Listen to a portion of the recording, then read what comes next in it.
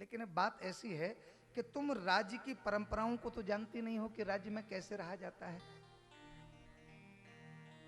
बोले प्रभु आप हमें जैसा जैसा आदेश देंगे मैं वैसे ही वैसे करूंगी, और जिस प्रकार से आप हमें मार्गदर्शन देंगे उसी तरह से मैं रहूंगी, धीरे धीरे सब सीख जाऊंगी। भगवान ने कहा देखो हमारे द्वारिका की प्रथा है, जब बहू रानी घर पे आती हैं तो पहले उनका स्वागत किया जाता है। तो देखो अब द्वारिका की सीमा आ गई है, तुम यहीं रुको, हम तुम्हारे स्वागत की तैयारी करते हैं। और हमारे यहाँ पर्दा प्रथा है, इसलिए तुम ये मेरा उत्तरीय वस्त्र ओढ़ लो और इसका लंबा सा घूंघट डाल दो। सो भगवान ने 1.5 हाथ को लंबो घूंघट लटकाई दियो जामवती को। अब रीछ का मुंह कैसा होता है आप लोगों ने देखा होगा, देखा है चिड़ियाघर में तो देखा ही होगा। और जब 1.5 हाथ का लंबा घूंघट डाल लेंगे तो कैसी लगेंगी जामवती। भगवान चले आए वहां से, और जैसे ही रुक्मिणी के भवन में पहुंचे, रुक्मिणी ने कहा आओ आओ प्रभु, क्या हुआ? बोले रुक्मिणी मणि तो मिल गई। क्या कहा? मणि मिल गई? बोले हाँ, चलो अच्छा हुआ। और पता है मणि के साथ साथ हम तुम्हारे लिए एक और बढ़िया चीज लाए। अच्छा प्रभु क्या ले आए? बोले हम तुम्हारे लिए एक बहन लेकर आए हैं। ओहो, तो क्या प्रभु दूसरा विवाह कर लिया? भगवान बोले हाँ। अब रुक्मिणी चिंता में पड़ गई कि प्रभु ने दूसरा विवाह क्यों किया, हम में ऐसी क्या कमी थी कि दूसरा विवाह किया? भाई मनुष्य दूसरा विवाह कब करता है? कुछ खास परिस्थितियों के रहते ही तो करता है। या तो पहली पत्नी के कोई संतान ना होवे तो वंश चलाने के लिए विवाह करता है दूसरा, अथवा दूसरी पत्नी बहुत सुंदर हो तो विवाह कर लेता है, गुणवान हो धनवान हो तो विवाह कर लेता है। लेकिन रुक्मिणी ने सोचा कि मेरे सौंदर्य और गुणों में कोई कमी नहीं, क्योंकि मैं तो लक्ष्मी हूं और हमारे एक पुत्र भी है, पुत्र वधू भी है।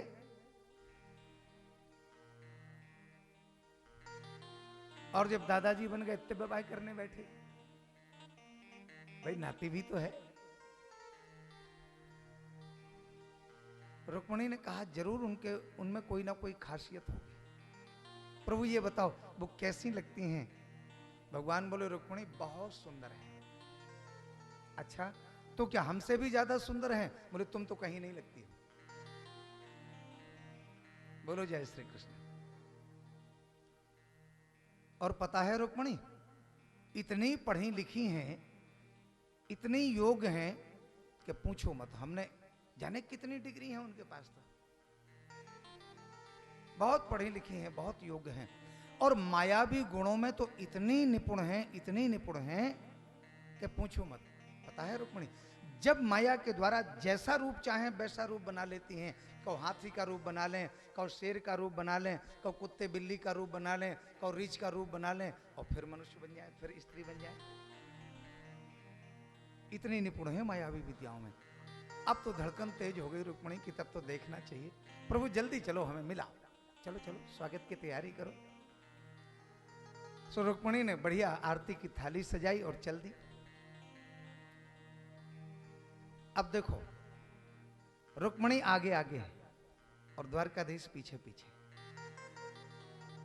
और दूर खड़ी जामवती देख रही हैं कि प्रभु अब आने वाले होंगे, अभी तक नहीं आए।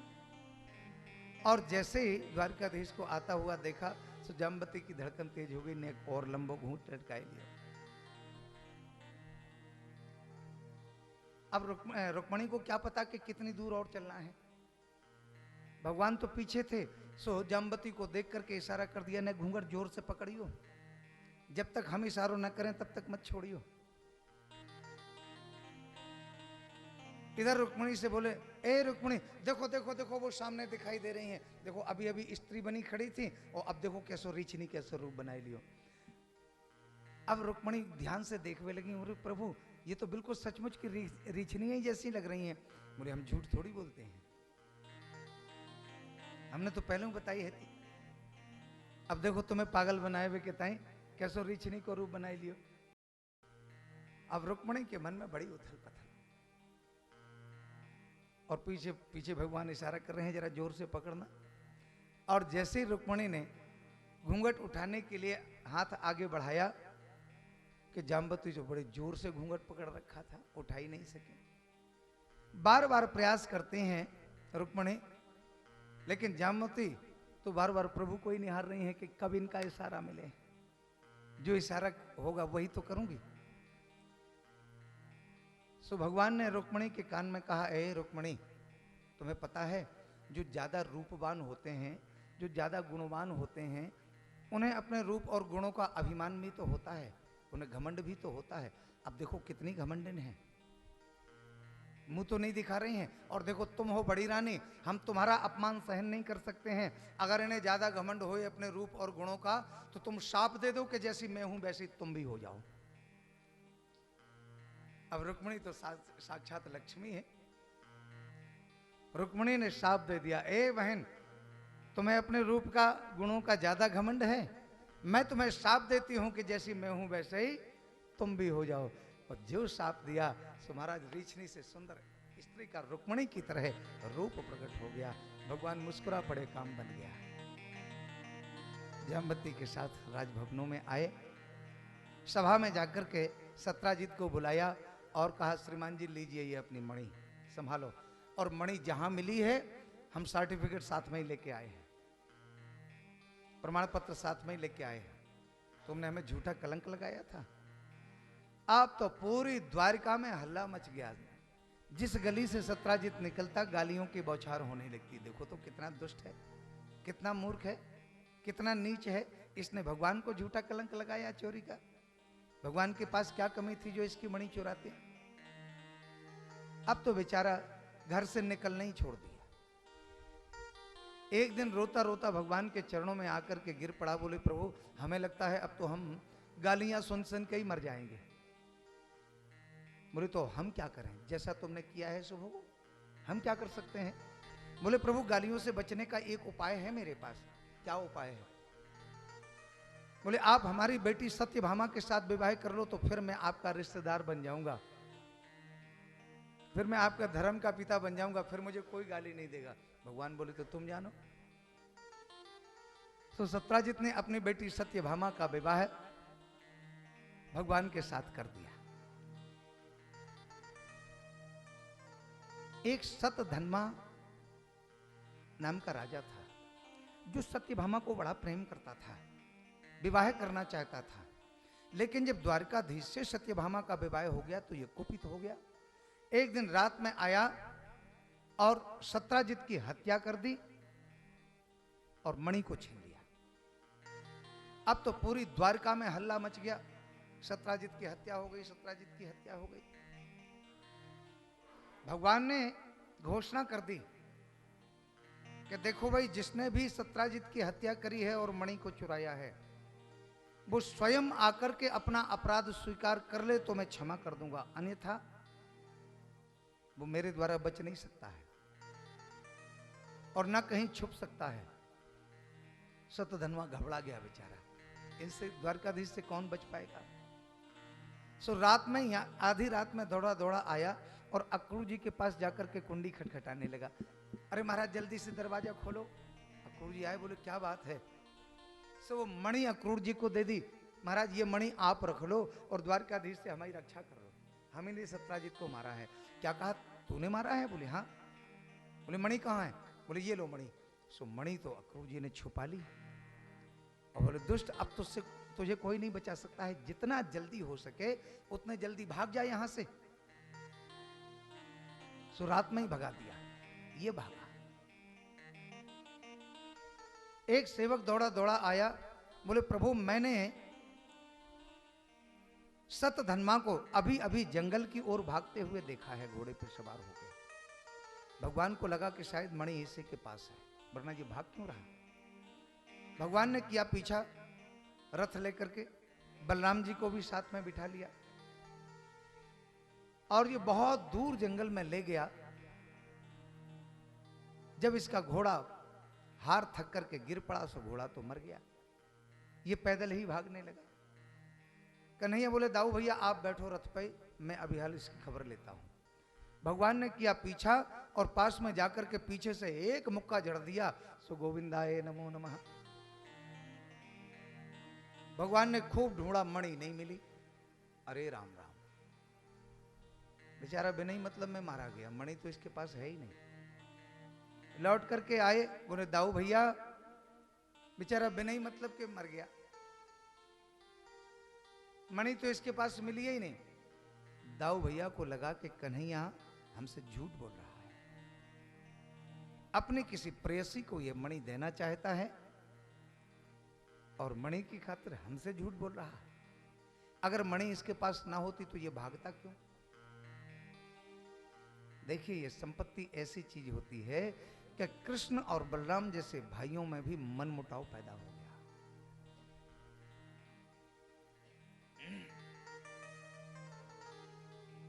बलराम जी बोले हाँ हाँ ठीक है कन्हैया, अब नहीं मिली तो नहीं मिली, कभी ना कभी मिल ही जाएगी।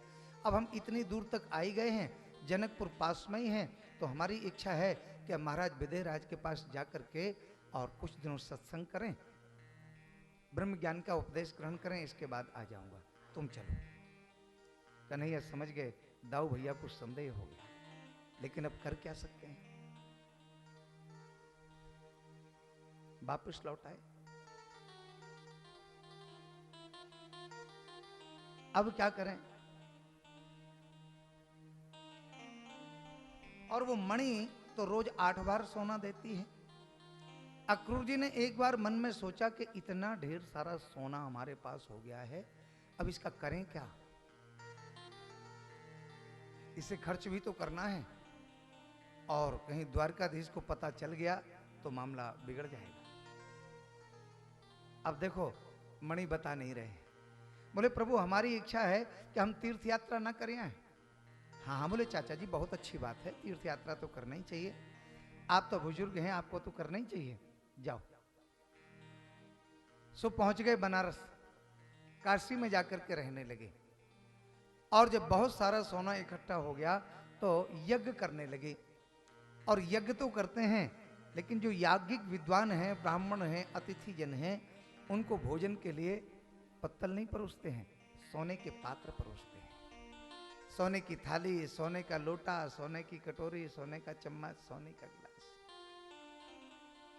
अब इतना जो सोना है, महात्मा बड़े प्रसन्न, खूब यज्ञ करते हैं, कभी बंद ही नहीं होते हैं यज्ञ।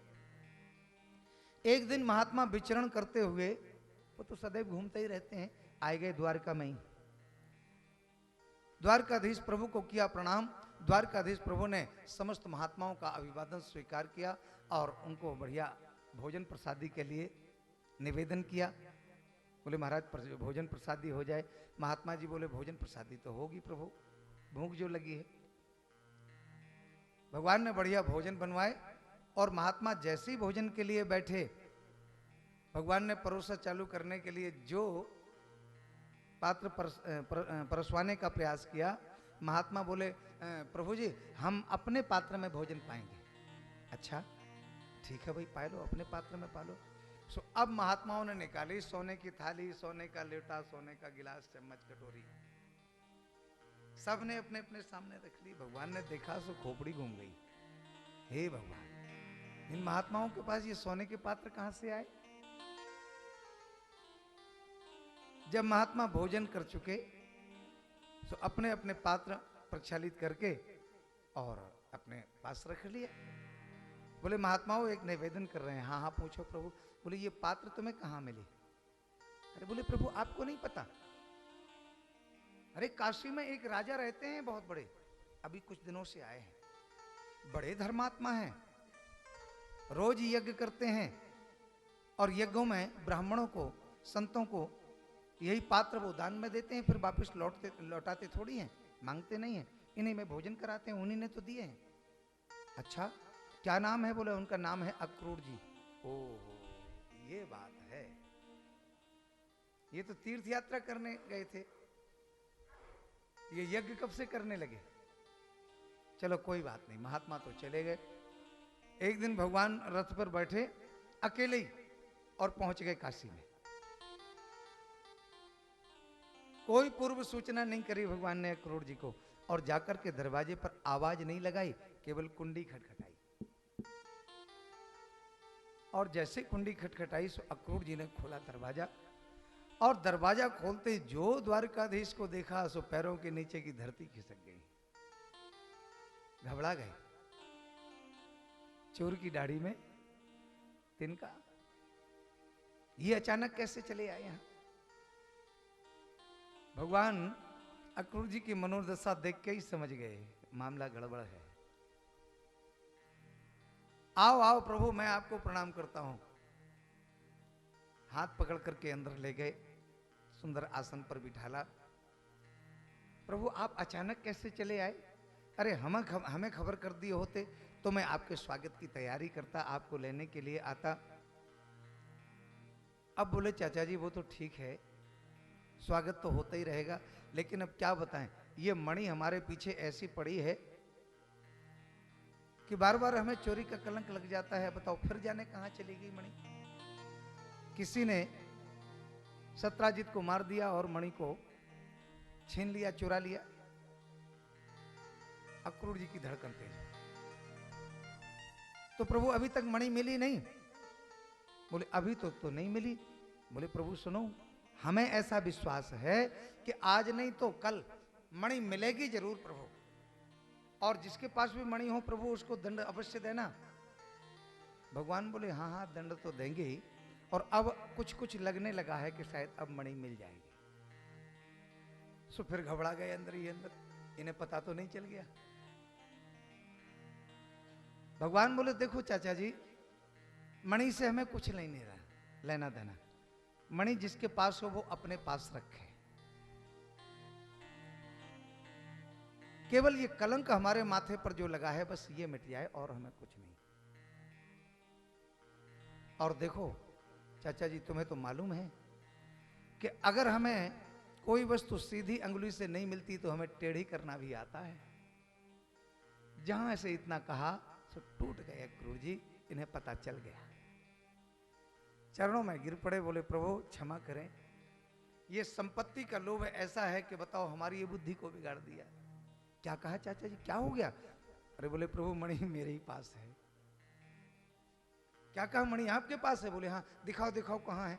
दौड़ करके गए, वस्त्रों में लिपटी हुई मणि ले आए, भगवान को प्रदान कर दी। बोले प्रभु इस संपत्ति के लोभ ने हमारी बुद्धि बिगाड़ दी थी, क्षमा करें प्रभु। भगवान बोले कोई बात नहीं चाचा जी, आप हमारे वयोवृद्ध बुजुर्ग हैं, हमारे पिता तुल्य हैं, हम आपको चाचा जी कहते हैं, और मणि आपके पास है माने हमारे ही पास है। लेकिन आप बस इतना कर दो कि द्वारका में चल करके आप सबके सामने ये कह दो कि मणि मेरे पास है। भगवान की सजा भी देखो कितनी खतरनाक है, सम्मान भी कर रहे हैं और दंड भी दे रहे हैं। भरी सभा में बस इतना कह दो कि मणि मेरे पास है, बताओ ये क्या कम सजा है? चलो चलो प्रभु अभी चलता हूं। लेकर के आए और अक्रूर जी को ये कहने के लिए विवश किया। अक्रूर जी को ये कहना पड़ा भरे दरबार में कि मणि मेरे पास है, मैंने छुपाई थी।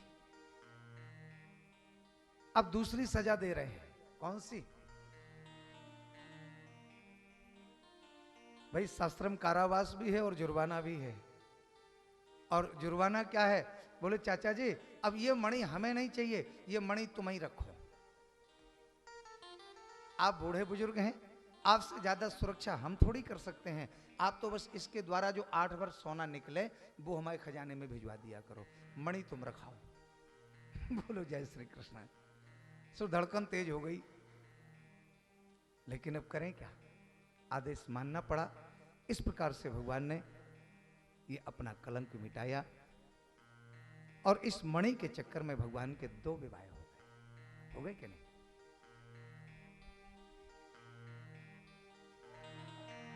एकदा पांडवान् दृष्टुम प्रतीतान् पुरुषोत्तमः इंद्रप्रस्थं गतः श्रीमान् युयुधानादिभिर्वृतः। एक बार भगवान अर्जुन को लेकर के इंद्रप्रस्थ गए। इंद्रप्रस्थ जानते हैं? इंद्रप्रस्थ नाम है दिल्ली का, सब लोग समझदार हैं, सब जानते हैं। अर्जुन को साथ में रथ में बिठा करके और यमुना पुलिन तरफ घूमने निकल गए कन्हैया। वहां के क्या देखते हैं कि एक स्त्री यमुना पुलिन पर बैठी आंख बंद किए समाधि अवस्था में थी। भगवान ने कहा, ए अर्जुन, हमने महात्मा तो देखे समाधि लगाए, लेकिन स्त्री को पहली बार देख रहा हूं, पता लगाओ कौन है ये। अर्जुन गए, समाधि से जगाया, देवी आप कौन हैं, क्यों तपस्या कर रही हैं? तब उसने कहा, महाराज अहम देवस्य शवितुर दुहिताम पतिमिच्छति विष्णु वरेण्यम तपसा। मैं सूर्य की पुत्री कालिंदी हूं। भगवान विष्णु को वर रूप में प्राप्त करने के लिए ही तपस्या कर रही हूं। अर्जुन मुस्कुरा गए, भगवान से बोले, कन्हैया, बोले हाँ भैया, बोले जा समय तेरी बृहस्पति बहुत जोरदार चल रही है, अच्छी बृहस्पति खिलखिलाए रही, तेरे ताई तपस्या होए लगी भैया। भगवान मुस्कुरा के बोले, तो प्रकट तो हो गए, तपस्या करने की क्या जरूरत। अर्जुन ने कालिंदी का हाथ लिया और भगवान के हाथ में पकड़ा दिया। एक उज्जैन के राजा थे, उनकी बेटी का नाम था मित्रबिंदा। भगवान ने एक विवाह मित्रबिंदा के साथ संपन्न किया। और एक कौशल देश के राजा थे नागनजित, उनकी बेटी का नाम था नागनजिती। इनके पास बड़े खतरनाक 7 बैल थे। इन्होंने प्रतिज्ञा कर रखी थी कि जो भी एक रस्सी में 7 बैलों को एक बार में नाथेगा, मैं उसके साथ अपनी बेटी नागनजिती का विवाह करूंगा। बैल इतने खतरनाक थे कि मनुष्य की गंध मात्र से ही फुंकारी मारना लगते थे, जो भी पास में जाता उसे खंडित कर देते। हिम्मत नहीं पड़ती किसी की जो इनके पास जाए। परंतु हमारे कन्हैया को पता चला, सो कन्हैया तो बचपन से ही गाय बछड़ों में रहे। कन्हैया ने गए, अपने 7 रूप बनाए और एक रस्सी से एक बार में 7 बैलों को नाथा और राजा के सामने उपस्थित कर दिया। महाराज प्रसन्न हो गए, अपनी बेटी नागनजिती का विवाह भगवान के साथ कर दिया। एक विवाह भगवान का लक्ष्मणा नाम की कन्या के साथ हुआ। भगवान ने आकाश में चक्कर खाते हुए मछली को जल में प्रतिबिंब देख करके भेदन किया, उसका लक्ष्य भेदा। और लक्ष्मणा नाम के कन्या के साथ भगवान ने विवाह संपन्न किया। और एक विवाह भगवान का भद्रा देवी के साथ संपन्न हुआ। इस प्रकार से 8 विवाह तो भगवान के अलग अलग हुए और 16,100 विवाह भगवान के एक ही मुहूर्त में हो गए। परीक्षित ने कहा, वो कैसे गुरुदेव?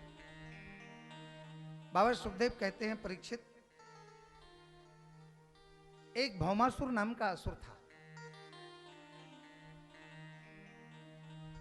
प्राग ज्योतिषपुर में रहता था। इसने 16,100 कन्याओं को बंदी गृह में डाल रखा था। इसकी प्रतिज्ञा थी कि जब 20,000 कन्याएं हो जाएंगी तब मैं इनके द्वारा अपनी पूजा करवाऊंगा। एक बार कन्याओं ने पत्र भेजा, संदेश भेजा प्रभु के पास, प्रभु इस दुष्ट के बंदी गृह से आप ही हमें मुक्ति दिला सकते हो। भगवान ने सत्यभामा को साथ में लिया और सभारियो गरुणारूढ़ा प्राग ज्योतिषपुरम ययौ। भगवान उस प्राग ज्योतिषपुर में पहुंचे, जहां पर भगवान ने इस भौमासुर को पराजित किया। और जैसे ही भगवान मारने को उद्यत हुए, सो ये चरणों में गिर पड़ा, बोले प्रभु क्षमा करें, मेरा कोई बुरा भाव नहीं था, मैं केवल इनके द्वारा अपनी पूजा कराना चाहता था, मैं आपकी शरण में हूं। सो भगवान को दया आई गई, भगवान ने क्षमा भी कर दिया और कहा, भैया चलो कोई बात नहीं, तुम इनसे पूजा कराना चाहते थे कन्याओं से, तो जाओ, हमारा आशीर्वाद है कि कलयुग में कन्याओं के द्वारा ही तुम्हारी पूजा होगी। सो आश्विन मास में, कुंवार के महीने में, 9 दुर्गों में जो कन्याएं नारेश्वटा की पूजा करती हैं, ये वही भौमासुर नाम का असुर है, जो आज भी कन्याओं से पूज रहा है। भगवान ने कन्याओं को बंदी गृह से मुक्ति दी और कहा,